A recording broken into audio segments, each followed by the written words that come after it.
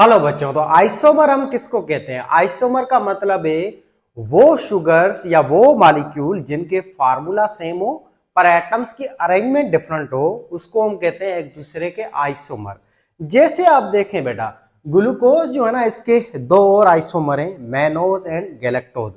अब इन तीनों शुगर्स का फार्मूला तो सेम है C6H12O6, पर इनके एटम्स की अरेंजमेंट में थोड़ा सा फर्क है। जैसे आप देखें, ग्लूकोज का कार्बन नंबर जो 3 है ना, इसका हाइड्रोक्साइड ग्रुप लेफ्ट साइड होता है।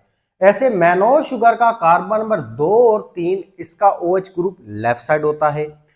गैलेक्टोज का कार्बन नंबर 3 और 4, इसका OH ग्रुप देखें आप, लेफ्ट साइड होता है। ये थोड़ा सा ही फर्क होता है।